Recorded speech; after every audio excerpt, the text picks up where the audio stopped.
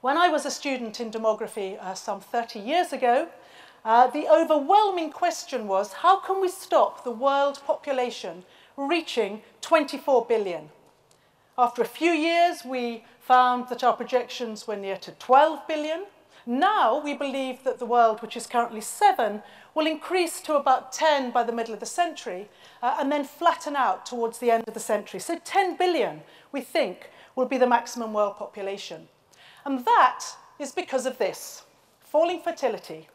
And if there's one message that I think demographers failed to grasp last century, it was how quickly the total fertility rate would fall. Thailand has lower fertility than the UK. Vietnam has lower fertility than Sweden.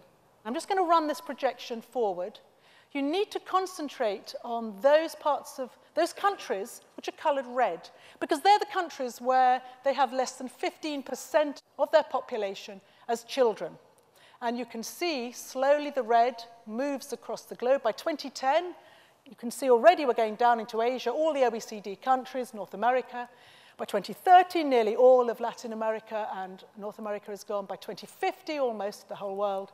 And by the end of the century, we will have almost the entire world with a percentage of children less than 15%. That means that a country like Syria, which currently has 25% of its population children, is going to drop to 10% by 2050. It means that Afghanistan, that currently has about 30% of its population children, is going to drop to nearly 10% by the end of the century. And we can run this further on. We can look at what will happen to workers. What you need to look at here is the yellow. The yellow is where you have more than 70% of your population of working age. Now, we've defined working age as 15 to 64, because that's how the UN defines it. And we can maybe come back to this in the discussion. But if we run this forward, you can see the yellow starts very quickly to disappear. The red, which is less than 60%, increases. And if we do run it to the end of the century, you can see that the majority of the countries by the end of the century will have between half and 60% of their population of working age. Now, you can actually say this is completely ridiculous, the idea that you do not start work till you're 15 and you're going to stop work when you're 64, particularly by 2100. In fact, it doesn't really even pertain in today's society. But the point is that we can change behaviors, we can have policies which influence behaviors. And if we don't, and we continue thinking of workers just in that age group, this will be the result. So what about the social and economic implications? Now, economists for a long time have spoken about the life course effect. And that means that we behave in certain ways at different ages. So when we are young adults, we typically are producing, and we're consuming, and we're saving. And that's driving economies.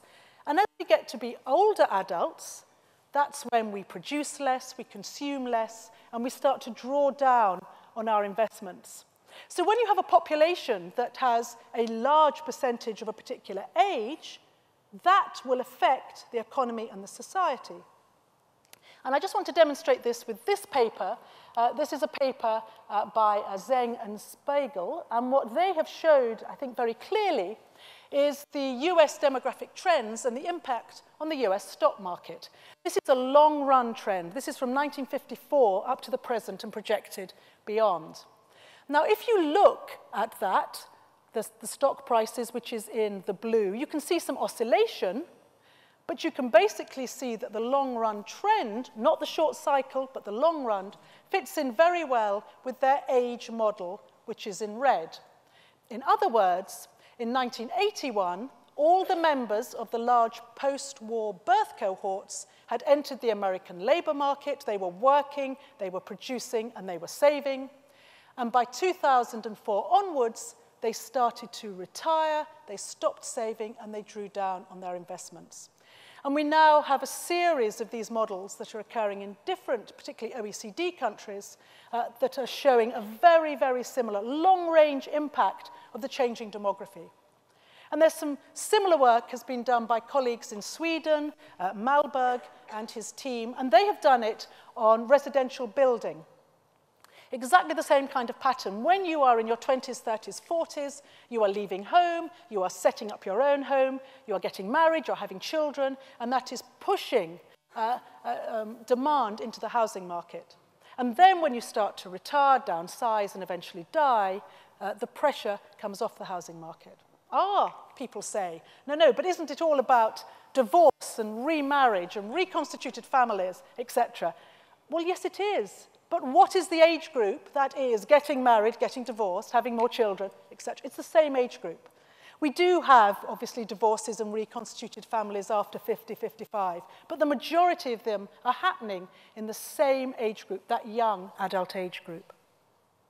The final example I want to give you is this, and this is the impact on the labour market. There is, I think, probably quite serious concern emerging. Reports from the IMF, from the World Economic Forum, from the World Bank have started to express concern about the upcoming skills shortage, and particularly that Europe is not in a good place to attract skills. And I just want to show you this. This is looking at what we call the incoming cohorts to the labour market, aged 20 to 24, and the outgoing cohorts, aged 60 to 64, in OECD countries. And you can see that around about 2014, there will be more leaving than entering. And if I say that this includes the current estimates for immigration, so the migrants are in here, you can see why there is concern in some quarters that we will not have the skills to drive our economies. And Manpower recently put out a report which suggested that there is one big area that is going to dominate this field, and I'm sure you're not surprised if I say that it is China, that China is the only country in the world that has mapped its occupational structure by age, and it knows at what year it's going to have a downturn in skills. And then, according to Manpower, it will do what we've been doing. It will start cherry-picking the best skills. And we do a lot of work at the Institute in Southeast Asia, and these countries are very concerned about how China may take the best of its skills. And this report suggests that then China will move to Latin America and to Europe, and by 2030, the brain drain will go from the US across to China. So if you're a bright, young graduate from Oxford University, you will not go and work for First Boston in New York. You will go and work for a bank in Shanghai. So, what I've talked about up till now has been fertility. Let's look at what is happening to the other driver, which is mortality. What has happened over the last 150 years has been what we call the rectangularization of the life curve. And if you look at 1851, which is the black line, we've got the ages along the bottom. You can see that in 1851, we had deaths across the life course. And what we've done is push those deaths back, so that by 2011, we're almost into a rectangle. The implications of this are that in 1851, half the population didn't make it to 45. And by 2011, half the population now lives longer than 85. So let's look a little at what is actually happening. And I'm going to concentrate on these years, 1911 to 2011, and look and see why mortality started to fall. And again, we're going to look at what was happening in the UK. What we've done here is map UK male mortality across last century. And you can see that with the exception of the yellow line, which is cancer, we've had almost continued falls in UK male mortality. The blue is circulatory. And you can see again that it was actually quite steady until the 70s and 80s, and then it started to drop quite dramatically. And this has been put down to, if you like, the cessation of an epidemic of smoking. It was a lifestyle change. So we can see here, these are deaths from heart disease, men aged 60 to 69. And again, you can see the dramatic fall from the 70s onwards. And similarly, cancer, particularly lung cancer, and stroke. Now, the really big question, therefore, is if smoking was the lifestyle epidemic of the last century, obesity is the lifestyle epidemic of the current century.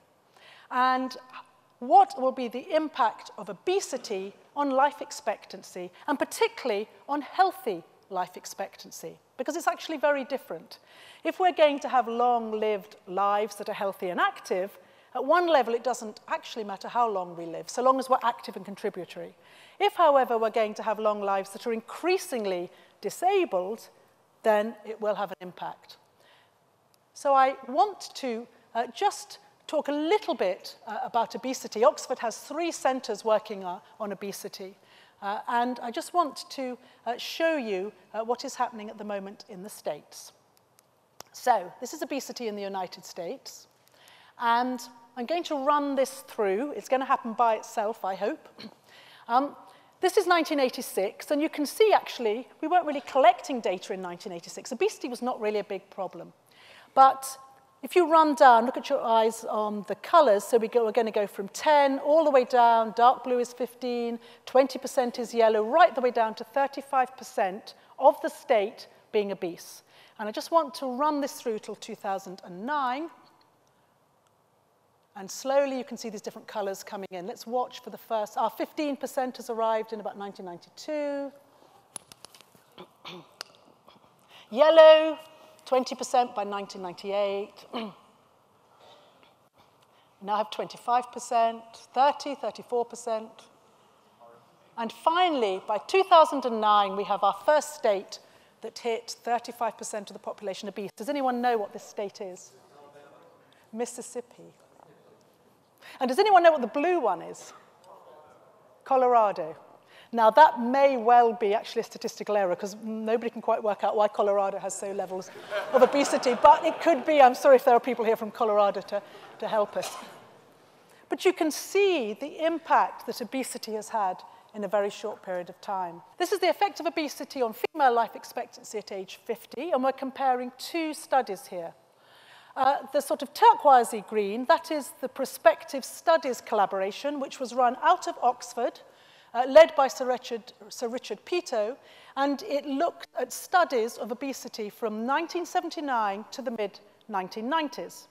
And we're comparing it with the Meta-Chang study, which started in the 1990s and went through to 2006. And what this table shows, again, if we just look at the US on this side, it is saying that if we did not have obesity, then we could, in the PSC study, add 1.6 extra years of life onto female life expectancy.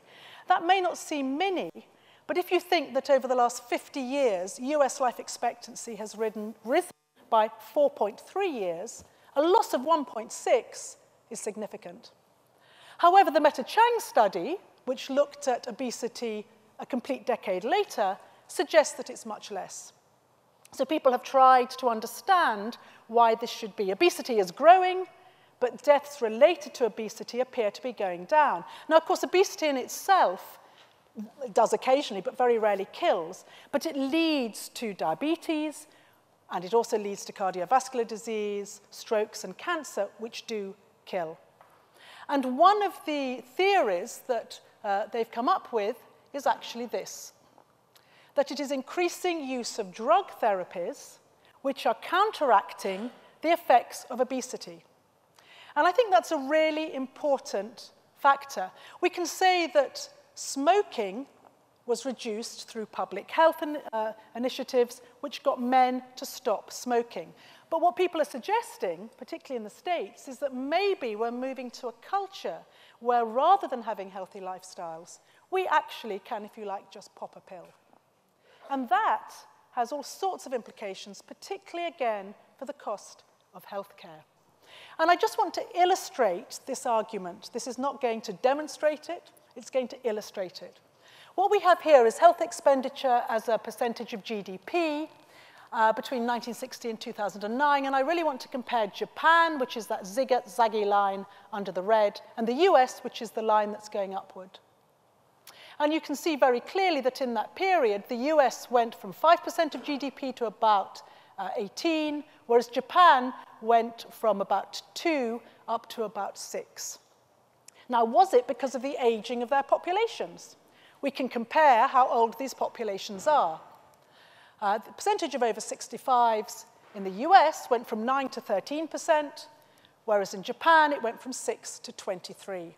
Something else has been driving up these healthcare costs. And how effective has it been? Again, let's look. Increase in life expectancy as our measure of effectiveness. At age 65, the US put on 4.3 years. Japan put on 8.6 years. Here we have a highly medicalized society that spent an awful lot of money, but actually hasn't had the same impact as Japan, which has tended to go much more for things like lifestyle, and particularly to care for its older people in a more holistic way.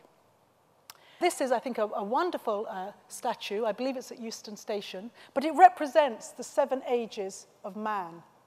If we are going to be living not for 70, 80, or 90 years, but maybe for 100, 120 years, are we going to have 7, 8, 9, 10 ages of man?